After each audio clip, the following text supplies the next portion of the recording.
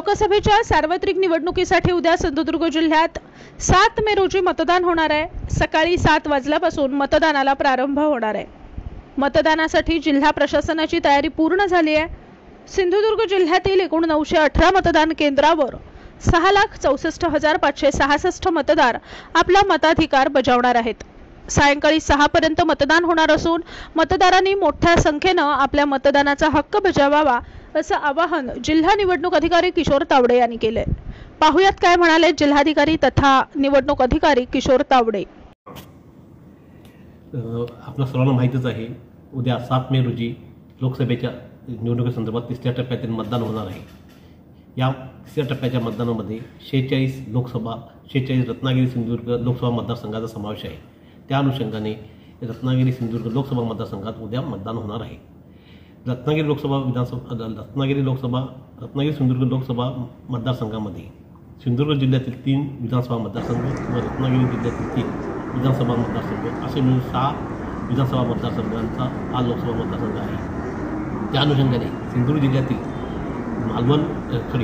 कणकवली विधानसभा मतदारसंघ, कुडाळ विधानसभा मतदारसंघ व सावंतवाडी विधानसभा मतदारसंघ या 3 विधानसभा मतदारसंघाचा समावेश आहे। त्या अनुषंगाने जिल्ह्यामध्ये एकूण 918 मतदान केंद्र असून सुमारे 6,64,000 इतके मतदार आहेत।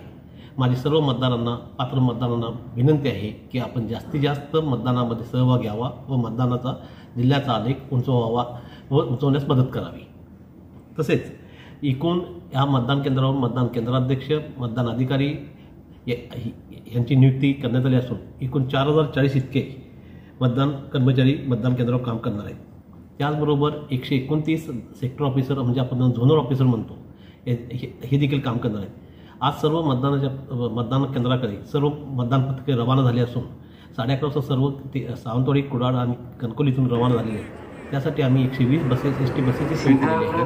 त्याचबरोबर 181 इतक्या जीप, सुमो या गाड्यांची देखील व्यवस्था केलेली आहे सेक्टर ऑफिसरसाठी व इतर कामासाठी।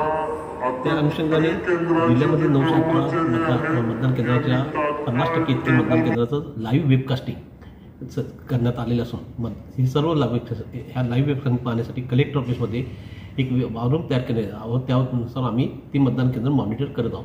त्याचबरोबर 92 केंद्रावर सूक्ष्म निरीक्षक देखील नेमण्यात आलेले आहेत आणि सर्व ठिकाणी मतदानाबाबतीत जिल्हा प्रशासन सज्ज आहे। सध्याचा उन्हाचा तडाखा पाहता प्रत्येक मतदान केंद्रावर औषधांचं first aid kit box kit देण्यात आलेलं आहे। त्यामध्ये ORS आहे, ग्लुकोज आहे, ताप आला तर पॅरासिटामॉल ते कशा पद्धतीने घ्यायचे त्याच्याबाबत देखील प्रिस्क्रिप्शन त्यामध्ये आम्ही त्या साहित्याबरोबर दिलेलं आहे। त्याचबरोबर पाण्याची देखील व्यवस्था आम्ही सर्व मतदान केंद्रावर पिण्याचं पाणी मतदान केंद्रावर जाताना होऊ नये पण प्रत्येक मतदान पथकामध्ये बिसलेरी बॉक्सची देखील आम्ही व्यवस्था केलेली आहे। या अनुषंगाने कायदा व सुव्यवस्थेच्या बाबतीत पोलीस विभागाकडून 171 पोलीस अधिकारी, 2042 पोलीस अंमलदार, 881 होमगार्ड व CAPFची एक कंपनी अशी नियुक्ती करण्यात आलेली आहे।